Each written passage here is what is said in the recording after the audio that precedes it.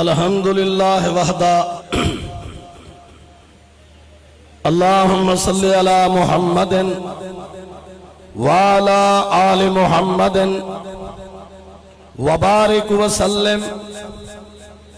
توکلت علی الحی الذی لا یموت الحمدللہ الذی لم یتخذ ولدا ولم یکن لہ شریک فی الملک ولم یکن لہ ولی من الذل وکبرہ تکبیرا اعوذ باللہ من الشیطان الرجیم بسم اللہ الرحمن الرحیم فَبِأَيِّ حَدِيثٍ بَعْدَهُ يُؤْمِنُونَ۔ اللہ پاک کی حمد و ثنا کے بعد سرور کائنات علیہ السلام کے درود و سلام کے بعد حضرات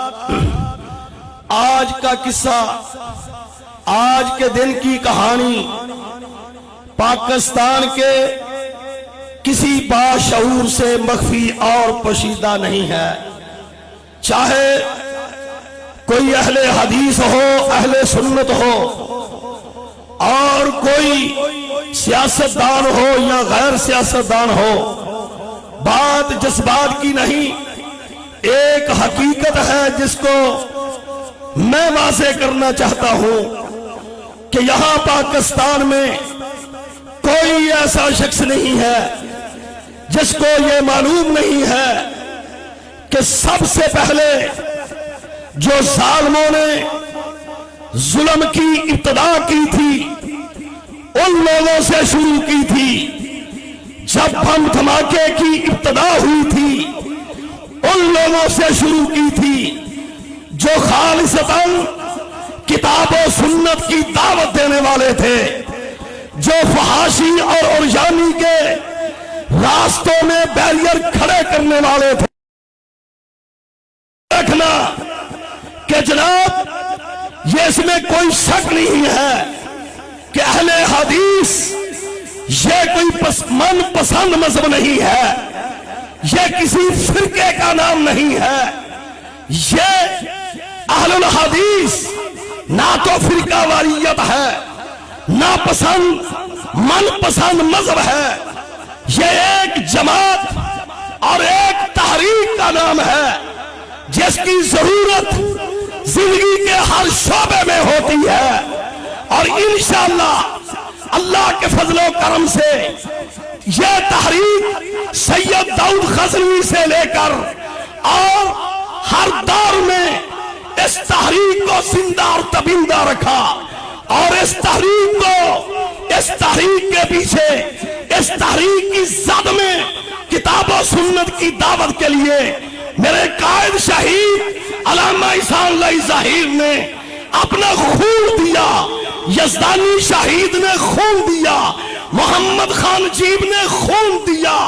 اور انشاءاللہ اللہ کے فضل و کرم سے بات جذبات کی نہیں ہے، ایک حقیقت ہے، اس تحریک کو قیامت تک اور زندہ اور تابندہ رکھیں گے اللہ کے فضل و کرم سے۔ اور علامہ احسان اللہ ظاہر رحمت اللہ علیہ کے روحانی بیٹے آج بھی زندہ ہیں، کل بھی زندہ تھے، یزدانی شہید کے بیٹے آج بھی زندہ ہیں، کل بھی زندہ تھے، اور انشاءاللہ یہ ہماری داستان ہے قربانیوں کی اللہ کے فضل و کرم سے۔ کسی نے خوب کہا ہے اولئک آبائی فجئنی بمثلہم اذا جماعتنا یا جریر المجامع، جب مجمع لگیں گے، جب دنیا جمع ہوگی تو انشاءاللہ اس ملک میں اور پاکستان میں سب سے اعلیٰ، سب سے نفیس جو کردار ادا کریں گے فحاشی اور عریانی کے خلاف، وہ انشاءاللہ اہل حدیث کا ہوگا۔ اگر سکون مل سکتا ہے اس دنیا کو، اس انسانیت کو، اس کائنات کے لوگوں کو،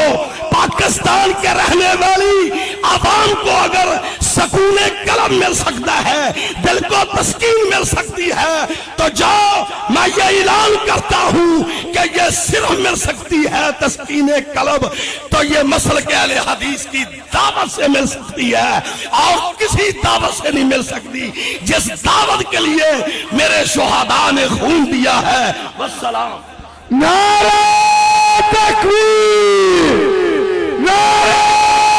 تکبیر، مرکزی جمعیت اہل حدیث، مرکزی جمعیت اہل حدیث۔ جناب محترم مولانا یونس آزاد صاحب جو ہمیں یہ بات بتلا رہے تھے کہ اللہ کے فضل و کرم سے قرآن و حدیث کے اس وطن میں